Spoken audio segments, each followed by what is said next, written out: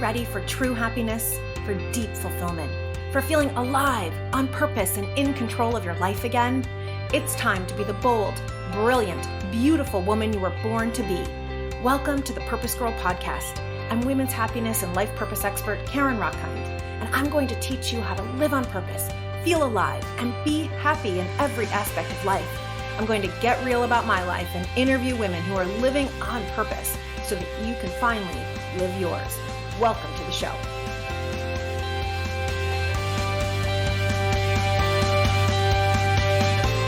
Hello, Purpose Girls. So I don't know if you know, but today, February 13th, is International Day of Self-Love. And of course, tomorrow is Valentine's Day, a day where people, I think all over the world, at least here in North America, celebrate love between two people or three people or whatever your thing is. And so what I want to get into today is this connection between self-love and other love. A client of mine a few years ago came to me. She had been divorced for probably 10 or 15 years at that point. And every single relationship she was in seemed to have the same storyline. It was like, same guy, different golf club, right? Like same guy, different haircut. I mean, actually probably the same haircut. And each man she seemed to date was a narcissist, didn't really care about her. She would find herself begging at their doorstep, wanting to hang on more. And as she and I started working together, originally around purpose, and then we found this hole and yearning in her heart for love, we really started to explore how much she loved herself. And what we found there was a deep hole that once she was able to fill the hole with feeling beautiful, seeing her own strengths, really loving herself, I am so thrilled to tell you that she did indeed meet who is now her husband and an amazing man who treats her like an absolute queen. And that's what I want for every single one of you. And so today we're going to dive into self-love. We're going to dive into what it means, because everyone talks about self-love, but like, what the heck is it? We're also going to dive into how to have a juicy, beautiful, intimate, hot, sexy relationship, no matter how long you have been married. And I have the perfect guest who's going to help us with both of these. I want to introduce you to Crystal Langen. She is a soul sister, a friend of mine, a woman who I follow and admire, and who has gotten me wearing red lipstick almost every single day. Crystal has her degree in instructional technology. She is a certified Woman Speak speaker. She's also a Woman Speak Circle leader, teaching women the art of speaking up and unleashing their voices. She is the creatress of many online and in-person courses, workshops, and circles. She has a global following. She's the creatress of the Beauty and Body Reclamation movement. She has a Facebook group that we will connect you with on the show notes. And she is the master, the genius behind the Red Lip Revolution, which we are totally going to get into. She's an internationally best-selling author, a coach for both one-to-one online group courses, a mastermind, and a sisterhood specialist. So you are going to love hearing from this woman. And I will say, she has a hot, sexy relationship with her husband of 20 years and has 3 kids. So she kind of covers all the gamut. Crystal, welcome to the PurposeGirl Podcast. Thank you. That was so much fun to hear. Well, I'm just repeating who you are, darling. Just reflecting you. Love it. Thank you so much for that warm welcome and your beautiful smiling face and energy. I love it. Well, I'm so happy you're here. When I thought about doing a show to cover both self-love and love, I immediately thought of you, because even though you and I haven't known each other long, I am constantly amazed at your posts on Facebook about how you post about women feeling beautiful no matter what, women getting over the old story that we're not as pretty as somebody else, women really like showing up and being visible. And doing so with 3 kids and a partner of 20 years. Yeah. It's kind of amazing. So let's start with, how did you get to a place of such self-love where you would start a red lipstick revolution where you're encouraging women all over the world to wear red lipstick? Like, how did you get your start? Well, you do hear a lot about self-care and everyone's talking about that. And it's a huge buzzword. And it should be. It's for a good reason. Hmm. And I really believe that self-care is the practice of learning how to hold space for yourself. So Hmm. really being with yourself, finding out what feels good to you, finding out how to nurture your nervous system, and be with yourself in quiet moments, in moments of excitement and in moments of sadness, all of it, Hmm. right? So really exploring yourself and getting to know yourself in an intimate way. And as you do that, you give yourself grace for the hard things. You cheer yourself on for the amazing things. And that will make you and help you fall more and more in love with yourself and who you are. And just really recognizing you're a human being. Hmm. You're a human being.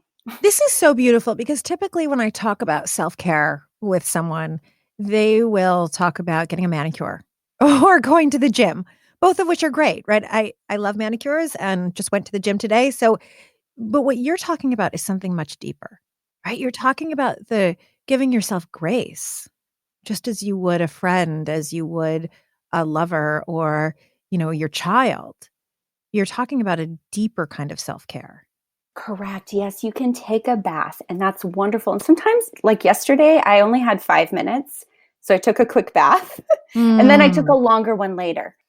But if you can be with yourself in your bath, if you can admire your legs and thighs, if you can move them slowly in the water and deepen into the bath is just like a pathway. The manicure is just a pathway, right? Mm. To deepening into yourself and exploring yourself and what you like and what you don't like. It makes sense. And if someone's listening to this and they're going, but I don't even know how to be with myself. The only way I know how, Crystal, is to look at my legs and say they're too big or they're too thin or whatever. How do we even get started? Oh my goodness, what an amazing question. I'll just share a quick experience and story that might help spark an idea. Hmm. I was at a woman's retreat, and the prompting was to dance and be witnessed while you're dancing. So I closed my eyes. I was really nervous, but I allowed myself to be nervous and dropped into myself. I spent a lot of time hugging myself during that song. Hmm. And it's just being present while being witnessed in the right container. And then afterwards, we were told, speak. I Hmm. couldn't believe the things that came out of my mouth. I said, I love the back of my arm, the part that like got Hmm. flabby. I said, I You mean like, the part I went to the gym today to really work on? yes, that exact part. Yeah. The roll. And I said, I love that roll and on my Mm. back, and I love pinching it.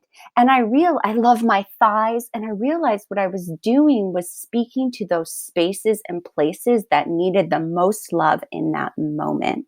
And it Mm. was from a place of totally allowing my voice to come through and out in the moment, without questioning it. Like, oh, I shouldn't love that place. But saying, oh, there's something really real in the fact that that place needs my love and attention right now. Hmm. And did you have to overcome a lot of negative voices to hear that kinder voice? Yes. And I will say one of the biggest motivations for me to do my work in this area was the birth of my daughter. And being pregnant with her, we didn't find out if it was a boy or girl or, while we were pregnant, but something inside me knew. Hmm. And I remember thinking, I am making a promise to myself to work on myself so that I can bring out this feminine creature into Mm. the world, having at least started my work. Yeah, but that makes a lot of sense that having a girl, you would suddenly look at yourself and say, I've got to change the dialogue, right? I've got to change the narrative. It's not about me anymore and my Mm. baggage. And if you choose not to have children and you don't have a girl or whatever your situation, you can look at the little ones in the grocery store, at the park, your friends' children, and you can see that there is a need for you to do your work so that you can provide a safer space and world for these little ones. Yeah. I mean, I think what our generation is doing right now with all of the self-love and self-care talk and practice, right? And not being perfect at it, just practice is changing the trajectory for generations to come. Yeah. That's what we're doing as women. And we have been sold a story about what we're supposed to look like or who we're supposed to be. And I know you talk about this a lot, Crystal. So, what do you see as having created this kind of self hatred that women have? Yeah, it's an excellent way to separate women. It's an Mm, excellent way to control women, is to use beauty and the body to categorize us. And to say that, I don't know what the number is, but like less than 1% of the population is allowed the crown, the title of beauty. Like, right? It's ridiculous. But that's the Right, narrative. right. And it's interesting the way you say that. It's an excellent way to separate women, right? That someone somewhere created a story that if we make women hate their own bodies, they will start competing with one another and never feeling good enough, and maybe then never ask for the power in the relationship or speak their voice or stand up for themselves or, fast forward to now, ask for the promotion or, brag about your talents, go for the dream. So this is entrenched patriarchy. And when we talk about this, it's not man hating. It is kind of an old white world culture created thousands of years ago that is still having significant impact on how women view themselves. Absolutely. If someone has ever said anything to you about your beauty and it hurts and Hmm. it affects you, that time, that moment that this girl said something about you, or this person at school in the schoolyard said something about you, you still remember that moment, that separation from what I call your beauty knowing that you're born with. Hmm. You are being separated from that. And if beauty is what's holding you back from reaching your goals and dreams, I am here to help you with that. I don't Hmm. want you to say, I can't go on Facebook Live because I'm not pretty enough. I can't sell my course because I'm not pretty enough. I can't go out of the house because I'm not pretty enough. That's standing in your way from your greatness. 100%. And this beauty knowing, right? I love that because I think this is what a lot of women are missing. And I can totally resonate with it. I grew up in a family where the men sat at the table during holiday dinners and the women were in the kitchen serving. Okay. And I was a little girl and couldn't wait to be like in the kitchen with the women doing whatever the women were doing in there. Well, as I became a preteen and a teenager and was in the kitchen, what I found was happening was that my aunts and my grandmother, et cetera, were putting their fingers into the stuffing or into the turkey, putting a piece of the food into their mouth and saying, I'm so fat. Ugh, I'm so fat. Ugh, I'm so fat. And that was the narrative. And these are not large women, but that is the culture. And so it's as if listening to you, it's as if some of my family members had lost their beauty knowing. Yes. Yes. And so how do we reclaim that? Like, I love this idea of being in the bathtub, but do we need to go back to our little girl selves? How do we reclaim or remember? Yeah, yeah. Part of my journey and what I recommend to some of my clients, and there's different ways of doing it, of course. But if you can identify with a little girl or a little human and you slow down and you notice the beautiful eyelashes Hmm. and the beautiful nails and the teeny tiny fingers, and you just connect with that. And then Hmm. you spend some time with yourself. Maybe you get out a picture of you as a baby and you put that on your altar. Or you just sit with yourself and remember. And then you build a bridge between that little girl at the grocery store or your little girl that you have in your home, and then the little girl inside. And then you just slowly start to build that bridge and you soften into it. And you hang it around people like me that are, that are there to tell you because we all need support sometimes, right? Right, right. I mean, this is so important to have people like you or the people in your Facebook group who are allowing themselves to explore what it is to feel beautiful. Yes. And with that, you've created something called the Red Lip Revolution. Will you talk to us about that? Oh boy, it's so good. And I am wearing red lipstick for the occasion. I love it. Y'all can't see me, but I wore it just to tape this episode today. And maybe it activated you a little bit when you put it on. I don't know. For sure. Always. Yes, Every time I put red lipstick on, I feel sexier. Every single time. I could be wearing sweats, and if you put red lipstick on, it's like, ooh, yeah, and then make little kissy faces in the mirror. So tell us a little bit about the Red Lip Revolution and how it inspires women. Yes, there's a lot to it. I love YouTube. I love baths. I was in a YouTube hole going down. Yes. Obsessing about Marilyn Monroe. Mm. And I came across a makeup tutorial and I was like, oh, red lipstick, Marilyn Monroe. And her story is fascinating, by the way. Mm. And I went to bed and I woke up in the middle of the night and I said, tomorrow, I'm going to tell everyone I know to wear red lipstick and then just tell me, what is your experience? Huh. And there was as many experiences as there were people trying it out. I put it on and then I wiped it off right away. Right. I couldn't even put it on. Mm. I couldn't even buy it. Or I used to wear it. How come I'm not wearing it anymore? And on and on and on. And Right. feeling sexier and feeling seen. I hear story after story of all these women's real experiences. The red lip provoked something. And there's multiple layers in this. Part of it is you seeing yourself in the mirror for the first time. Part of it is inviting others into a conversation with you. Wearing red lipstick is an invitation for connection in the coffee shop, out and about. It's an invitation to be seen and noticed. And there's a lot of feelings that come up around that, right? It's a bold statement. And you can do this even in your own home, right? Don't discount that power. Mm. Yeah, we don't even need other people. I was struck when you mentioned someone putting it on and taking it off.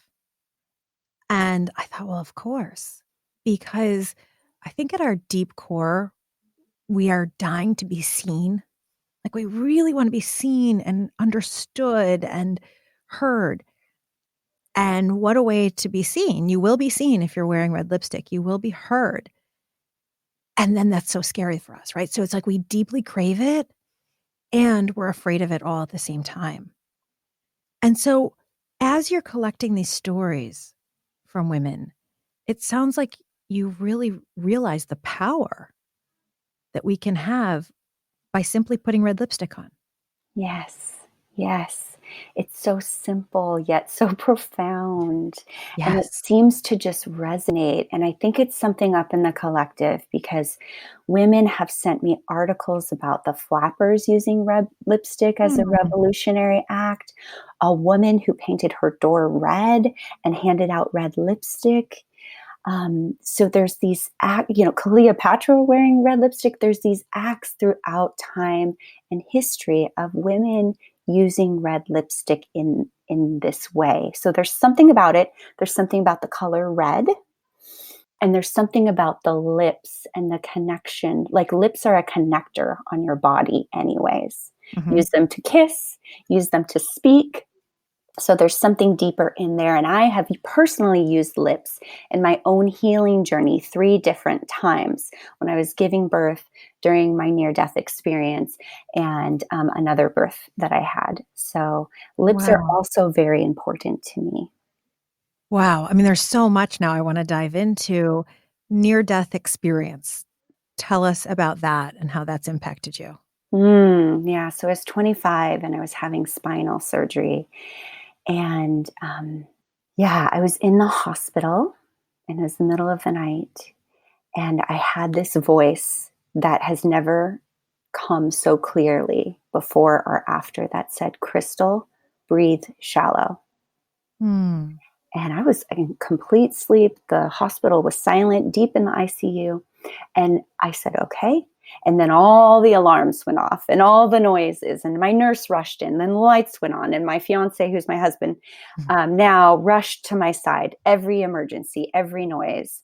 And my heart rate, my nurse said, Crystal, you're not having a heart attack yet, but your heart rate's 185. And there's literally nothing I can do for you. I have given you all the pain medicine. I have tried all the things. And meanwhile, I was continuing to be dedicated to that voice that said, breathe shallow. So the chaos and the doctors and everything, everyone trying to talk to me, trying to tell me, trying to ask me. And I remain dedicated to the breathe shallow, which is really hard to do, by the way. Well, yeah, I mean, you're basically being told that you're going to have a heart attack any second. You might die any second. There's, as you said, alarms everywhere. And you heard that inner voice. I heard that inner voice. Or that guide. I mean, we could call it an outer voice, a guide, an ancestor, energy, goddess. We could call it your inner knowing. And you stuck with it. And is that how you survived? Yes. And all the Stanford doctors, all the experts were in the room trying to tell me everything. I brought my pain level from, they were saying, you're at level 11 pain. I brought it down to 0. There's a whole story on that. Brought it down to 0 so that they could bring in the x-ray machine, take all the blood work, do everything. I brought my heart rate down, all of that by breathing shallow and remaining present. And what was happening was that my lungs were filling up from the inside. So I was essentially drowning from the inside. And if I took a deep breath, if I sat up, if I spoke, I would have drowned. Oh my goodness. Yes. And so I used my lips to help me through that breathing shallow process. So you've had a connection with your lips for a long time. A long time. It literally saved you. Yeah. And this is part of my legacy, is to let people know that you are the expert on you. I had the top doctors in probably the world. Yeah, at Stanford. And I had the heads of all the departments. And I knew what was best for me in that moment. And I trusted myself. So the self-love and nurturing the connection to yourself over and over and over again, so that when you have times of emergency or you need to think fast, you're exercising that muscle of trust and love. Yeah, it's so important. And it's like, I want to put a picture frame around this so we all remember this, because this is an example of really listening deeply to your inner wisdom, to the wisdom that each one of us as women has within. And we are so used to listening to the outer critics, whether that is an actual external critic that is telling you that you're too big or too old, or it's an internal voice that you've developed to mimic. But deeper inside of every woman is a wisdom voice. And she will always tell you that you're beautiful, always return you to breath. Yes. And with the kind of practices you talked about, something like wearing red lipstick or being in the bathtub and loving on your belly, on your thigh, you can connect back with that inner self. Yes. Yes. It's true. And I say to women and people, don't miss out on that voice. Don't miss out on loving yourself. Don't miss out on it. It is possible and available. And you know it's hard. And sometimes you need lots and lots and lots of support, lots of external support, and you deserve it. And that's okay. Right. And we have a hard time, I think, asking for external support. We think it's a luxury, or we aren't supposed to, or we're not worth it. And yet, I think that self-doubt is an epidemic among women. And the only way out is through with other women. Yes. Yeah. Now, I know you also had a home birth that shaped your self-love and the work that you do. And of course, I'm pregnant, so I'm super curious. I want to hear more, selfishly. Fabulous. Yeah. My last home birth with my daughter, and of course we didn't know it was a girl at the time, but I really dropped in. This was my second home birth. I had a hospital birth, a home birth, and a home birth. Um, and I really dropped into trusting my body so Mm. deeply, so deeply. And I had that connection with the other births as well, but I really went for it with this one. I ate. I ate all the things they're not supposed to do. I nourished At the myself. hospital, they won't let you They eat. won't I know let you. that. They won't let you. I went for a walk up the street. Mm. We went to the grocery store. I labored in the grocery store. Nice. Yes. I did all the things. Um, And I just allowed the noises and I allowed the opening up of my body. I took up space even before the baby was coming through and out. I was widening and opening and Mm. just allowing. And I smiled as Mm. I pushed her out. And I Mm. used my lips again to connect me from the opening here to the opening of my center Mm. to deliver the baby. And I experienced, and you can't see me, but I put my lips in a circle and I loosened my lips and I allowed that opening, right? Mm. And so that really helped me deliver the baby through.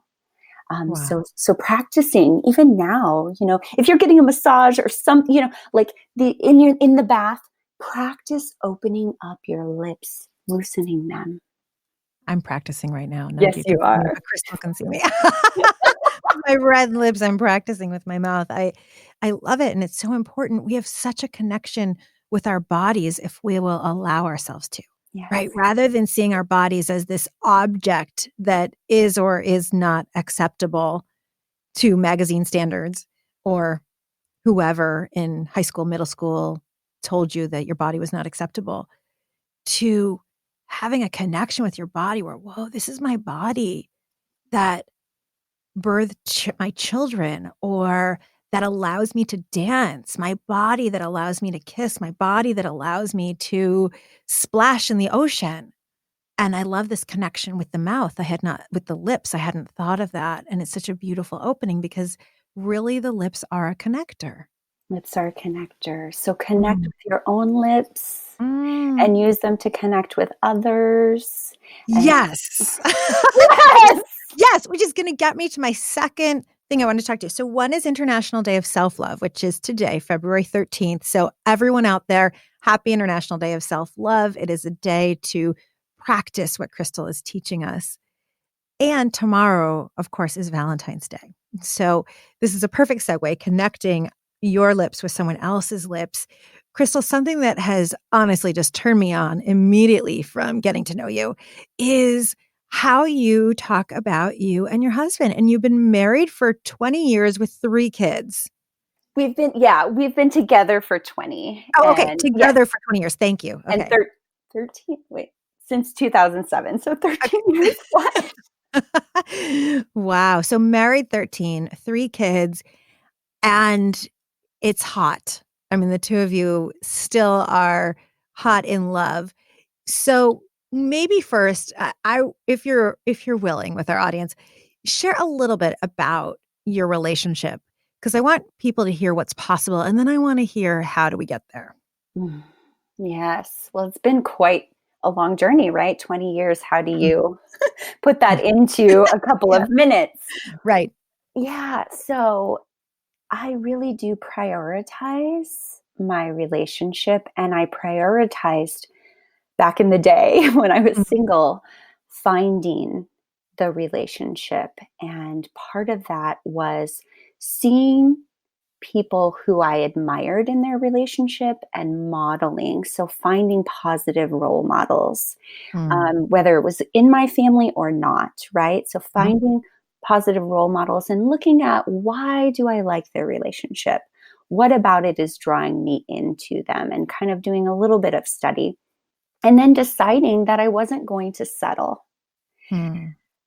I know it's easy to say and people say it, but like holding to that, I am the queen. I deserve love. I deserve to be seen. I deserve to get angry when I feel angry. I Mm. deserve to be self-expressed and take up space in my home and my relationship. And this is an interesting one, and I'm not sure how this will land, but I picked a husband who is very soft and gentle Mm. and kind, and I know everyone has their own flavor, and he was my flavor. Mm. But I do remember having conversations with friends that had this ideal of a man should do this, that, and the other. A man should make this amount of money. A man should have this sort of position, right? Yeah. And if that's your flavor, fine. But I was really looking for those softer skills of humor, physical touch, gentleness, Mm. and that has served us well. This is so beautiful because what I have seen in my own previous life and with so many clients is this checklist for love, right? And typically in a man. I'm not talking about with a woman, but typically a woman looking for a man. He should be tall. He should be good looking. He should make a certain amount of money. He should have a certain, like you're saying, position, blah, blah, blah, blah, blah, certain, you name it. And then we get terribly disappointed when those people are not working out. And I'm not saying those people cannot work out. They can. And what I'm hearing you say is to go a little deeper. And what happened with Josh and I is that I had dated a well-off lawyer many times, and I married one of them. So there was like a pattern, and they weren't bad guys at all, not at all. But I found myself silencing around them. And I hear what you're saying about taking up space in your relationship. And when I was in graduate school, I left my old career and went back to graduate school at 36. And a very wise friend of mine who was 21 or 22 at the time, very wise, like unbelievable. She said, Karen, how do you want to feel in a relationship? And I was like, ooh, feel. And I talked about, I want to feel adored. I want to feel cherished. And then when I met Josh, that's how I felt. And he is shorter than me. And he was a teacher. He wasn't a vice president of God knows what. And it was going with the feelings. And that's what I'm hearing you talk about. Yes, yes. My husband makes me and made me in the beginning feel like the only person in the room. Hmm. Like the world was spinning around us and we are here. And that can feel edgy and intimate for people too. Yeah. Yeah. And for you, 3 kids later, it's working. How do the two of you keep your relationship fresh after 13 years of marriage and 20 years together? Yeah, we give each other the benefit of the doubt, and I remember when we had our first child, and my husband's like, "This is going to be hard, but at the end of it, it's just going to be us two again." So we Mm. understand that this having children or big experiences are going to bring up a lot of stuff, and we may not be our right self during that. And so allowing ourselves that grace of, okay, we're going to probably fight more and it's going to happen. And we are at this wonderful point where our children are mostly out of our bed and bedroom. So we have more alone time again. And we have hit this wonderful place of connectedness and alone time again. And it's fantastic. Hmm. What would you recommend to women out there who feel disconnected from their husbands or they haven't had a hot sex life with their husband in years? How do we rekindle that? Yeah, I am a student of this question myself as I self reflect and try to figure out because this is a great question that I get asked. And right now, I'm at the point where I remember driving in my car, listening to some podcast, book on tape, I don't know what it was. And the woman saying, you have to take responsibility for your own pleasure and like asking for what you want. And I was so pissed. I was Yes. like, F you. No, he needs to read my mind and it needs to happen now. And we've been together for so long and I've told him a million times already. He should know by now. Oh, and on and Oh, on yes. and on. Yes. I totally get that. Wow. So angry to hear that advice. And then I had a wise friend say, like, because I was telling her, oh, we have the best sex life and on and on. She's like, it's because of you, Crystal, because you're so sexy and sensual and you bring the romance and robust like sex life to the relationship. I always thought it was him. He's older, like he's had more partners. I was like, oh, he's teaching me. And I had this realization of, oh, I'm bringing this here. And so I've been on this experiment of receiving to receive lately. And at first it was just receiving to receive in that one moment, in that one intimate time together. How long can I receive for? Do I reciprocate? Do I give back? When is my turn done? And for me, I need space and time to relax into my body and into the bed. And all the conversations of the day need to go. And I tell my husband, I'm still thinking about like that thing that happened earlier. Can we keep like focusing on me as I get through the layers? And I just tell him, I'm not ready yet. I'm not ready yet. And so I'm receiving in that moment and all the things and all the voices and getting through that edginess. And now I'm in this place of, oh, I received last time and I received last time. And so how many times in a row am I allowed to be the recipient? And I tell you what, my orgasms are getting longer, more full bodied. They're lasting until the next morning. Like I'm going to sleep in them. And it's just expanding and expanding. And he is enjoying the hell out of it. He is not missing out. No. Oh my goddess. Wow. Okay. So this is incredible. So you receive and then you receive and then you receive. How? Do you ask to be the recipient? Do you put on your red lipstick and lingerie? How do we get to be the recipient all the time? Yes. So one of the big things I'm about too is like saying the hard thing and the edgy thing and having hard conversations that make us feel squirmy and weird. Like, can you imagine yourself asking your partner, well, I'm going to receive now. That might bring up a weird feeling, but then you'll get what you want. Yes, you get what you want. So you ask for it. So at first I didn't.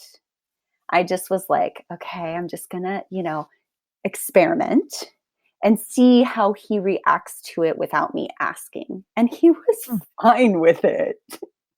So, meaning, what does it mean to experiment without asking? Yeah. So we're having an intimate moment. We're on our bed and he's juicing me up, right? He's got the lube out and the hands and all the things. Okay. So, and I don't want to make you uncomfortable asking the question. So you're allowing yourself the foreplay to just be about you. I'm allowing the foreplay to be about me. I have this beautiful soft red blanket. I laid it on my bed. I'm not even receiving just from him. I'm feeling the softness of the blanket. I'm feeling my body relax in. I'm feeling my breath. Maybe my lips are moving. And then he is massaging me. And he's doing all the things, right? And I think there's this moment, for me anyways, where we're like, okay, I'm done now. I'm going to do the other thing, right? Right. I'm going to go now. I'll focus on you. I'm going to focus on you. We're going to move. We're going to do a different position. Tit for tat. You gave to me. I give to you now. Yes. So feeling that feeling and then being like, no, we're going to keep going.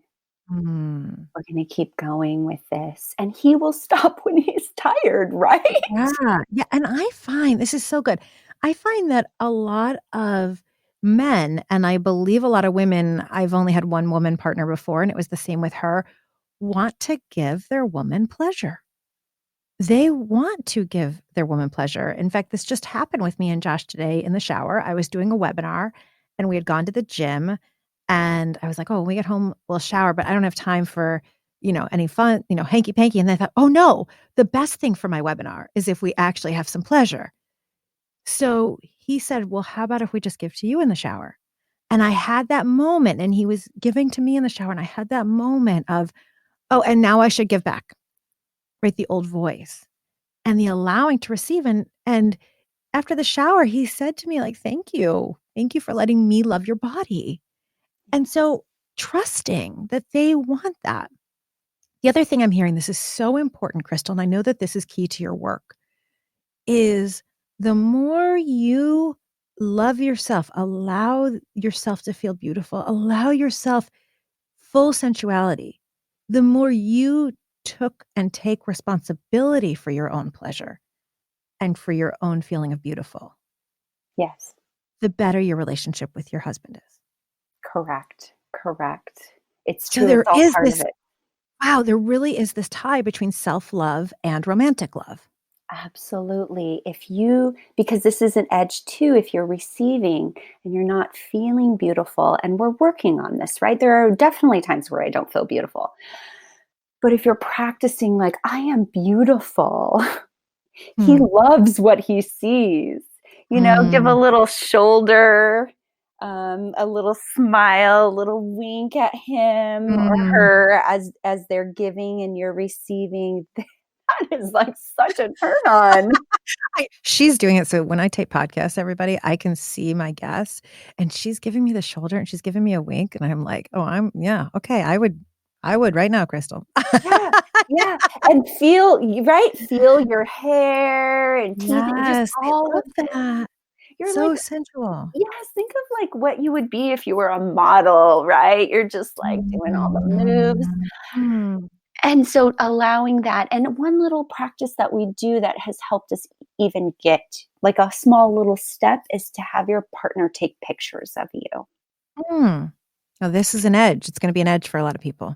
Yeah, and they don't have to be naked pictures. They can be out on the street, out and about. That's where we started. And honey, Mm. hold the camera like this and like directing, right? Hold the camera like this, this From angle, above. right? Yeah. And so Yes. giving the directions. Mm. This is so genius, because I think as really little girls, like two, before kind of an initial wound, we wanted our picture taken, right? I'm not saying every little girl, but a lot of little girls want their picture taken, want people to watch them dance, want to be seen. And then we become afraid of that. Then we talk ourselves out of it. And we become afraid and talk ourselves out because some magazine company or fashion company said that we weren't beautiful. But all of us have that model inside. And the more we allow ourselves to be her, which is our truth, the more we will have the sex life, the romance, the relationship we want. Absolutely. Yeah. Crystal, I could talk to you all day long. You have so much wisdom, so much wisdom. And this is something women need, right? And not just women, girls. I don't know if you work with girls too. I know you have a daughter. I don't have the statistic in front of me, but I've given it on the show before. The number of fourth graders that are already on a diet, fourth grade girls, the number of preteen and teenage girls that already don't feel beautiful. There was a Glamour magazine survey that 97% of the women in the survey said that there was some aspect of their body they didn't like. Well, how are we going to feel sexy with a partner if that's how we feel about ourselves? So this work is so important because I think we have this epidemic on our hands. So how can women find you? Yeah, I am super active on Facebook, especially my private group.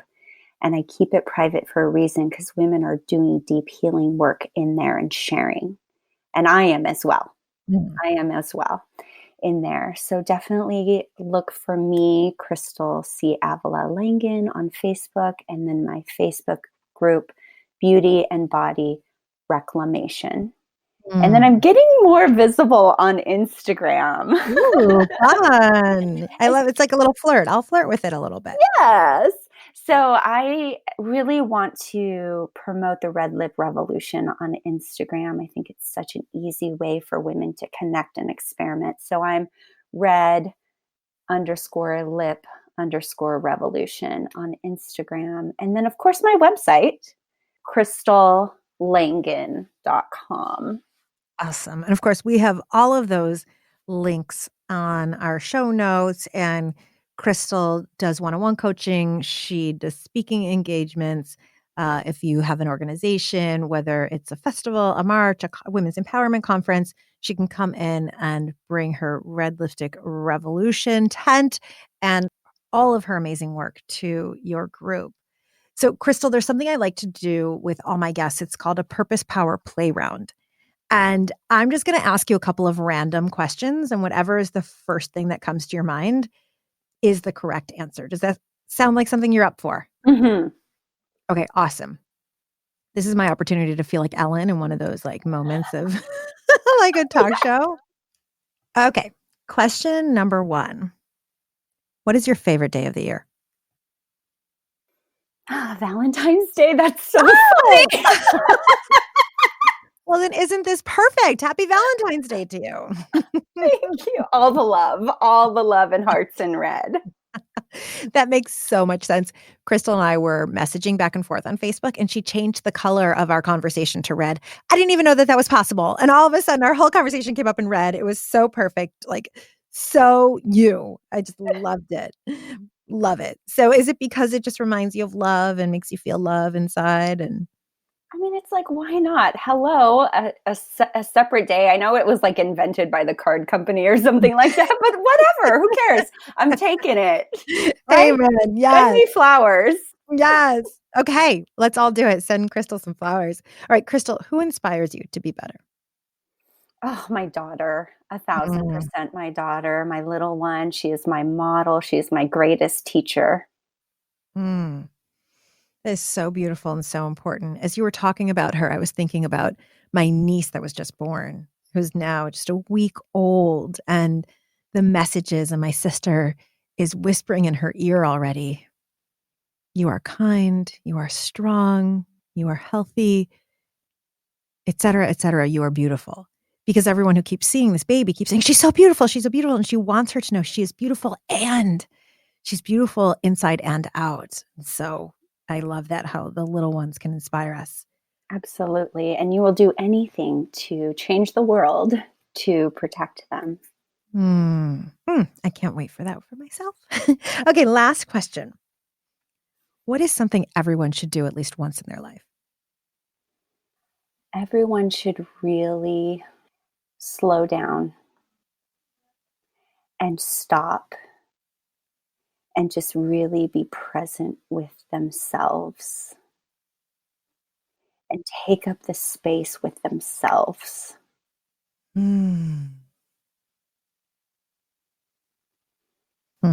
Yeah. That is beautiful. I totally felt that. I could feel my whole body come into myself and take up that space in this moment. Knowing we're worthy of that space within ourselves and with others. Totally free. It's available to everyone. And you deserve it.